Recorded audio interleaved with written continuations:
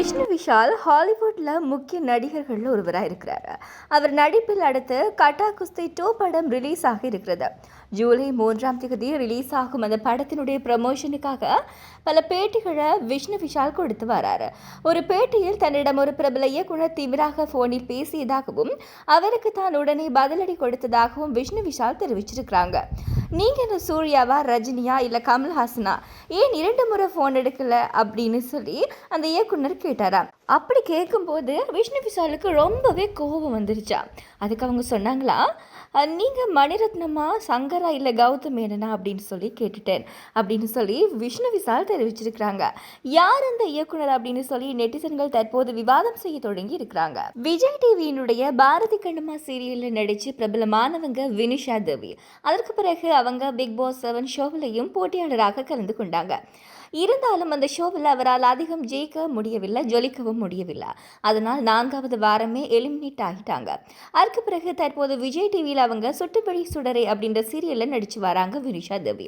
தற்போது நடிகை வினிஷா தேவிக்கு அவரது காதலருடன் நிச்சயதார்த்தம் நடந்து முடிஞ்சிருக்கிறது. அவர் கடந்த சில வருடங்களாக லிங்கேஸ்வரன் என்பவரை காதலித்து வந்த நிலையில் தற்போது திருமணம் செய்ய முடிவெடுத்திருக்கிறாங்க. நிச்சயதார்த்தம் முடிந்ததை வீடியோ வெளியிட்டு வினிஷா தேவி மகிழ்ச்சியாக அறிவிச்சிருக்கிறாங்க. அடுத்த சினிமா தகவல் என்ன அப்படின்னு சொன்னா, இந்தியாவிலேயே புது உச்சம் நடிகர் ரன்வீர் சிங்கின் தூரந்தர் படத்தின் 2 பாகங்களும் மிகப்பெரிய வசூல் சாதனையை படைத்திருக்கிறது.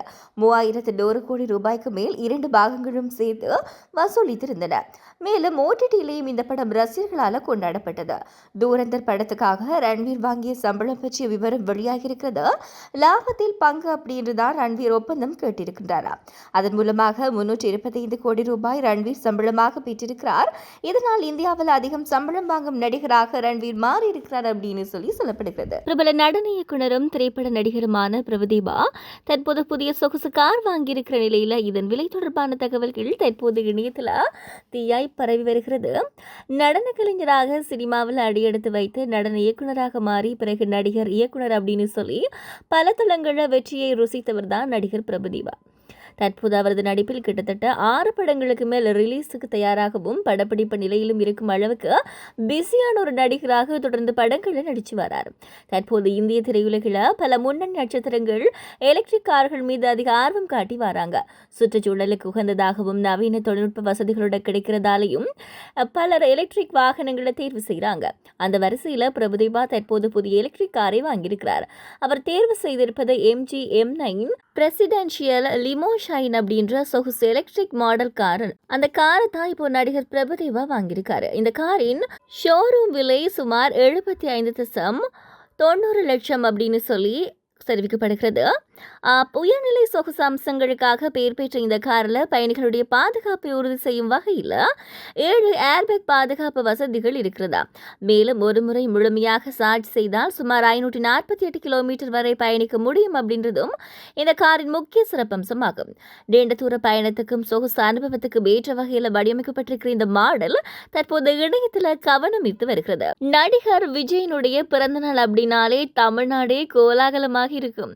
இப்போது நடிகர் என்பதை தாண்டி தமிழக முதலமைச்சராக கெத்தாக வலம் வருகிறார்.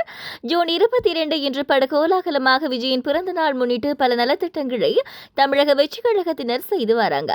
குழந்தை நட்சத்திரமாக தந்தை SA சந்திரசேகர் இயக்கிய படங்களை நடிச்சு வந்தவர் அவரது இயக்கத்திலேயே ஹீரோவாக என்று கொடுத்தாங்க. ஆரம்பத்தில் இவரெல்லாம் நடிகரா அப்படின்னு சொல்லி விமர்சிக்கப்பட்டவர் இப்போது நம்பர் நடிகராக இருந்திருக்கிறார். தளபதி, விஜய் மாமா, விஜய் அண்ணா அப்படின்னு சொல்லி தமிழக மக்கள் அனைவரும் அவரை தங்களது வீட்டில் இருக்கும் ஒருவராகவே பார்க்க ஆரம்பிச்சிட்டாங்க. இன்று பிறந்த நாள் என்றாலும் கடமை சரியாக செய்ய வேண்டும் அப்படின்னு சொல்லி சட்டசபைக்கு சென்றிருக்கிறாங்க. காலை முதலே தமிழக முதலமைச்சர் விஜய்க்கு பிரதமர் முதல் ரசிகர்கள் வரை அனைவருமே வாழ்த்து கூறி வராங்க. சரி, நான் இப்போ முதலமைச்சர் பதவிக்கு பதிலாக நடிகர் விஜய் பற்றி ஒரு விஷயத்தை காண்போம். அதாவது நடிகர் விஜய் இதுவரை 69 படங்கள் நடிச்சிருக்கிறாங்க. இதில் பல வெற்றி, சில தோல்வி படங்களும் இருக்கிறது. இந்த நிலையில இந்த பதவியில் நாங்க நடிகர் விஜய் நடிக்க மிஸ் செய்து வேறொரு நடிகர் நடிச்சு ஹிட்டான படங்களை லிஸ்ட பார்ப்போம். கருப்பு, பொன்னியின் செல்வன், முதல்வன், சண்டக்கோழி, ரன், அநேகன், உன்னை நினைத்து, ஆட்டோகிராஃப் ஒரு திரைப்படங்கள் தான் நடிகர் விஜய் நடிக்க இருந்து மிஸ் ஆகி வேறு நடிகர்கள் நடிச்சு ஹிட்டான படமாக இருக்கிறது.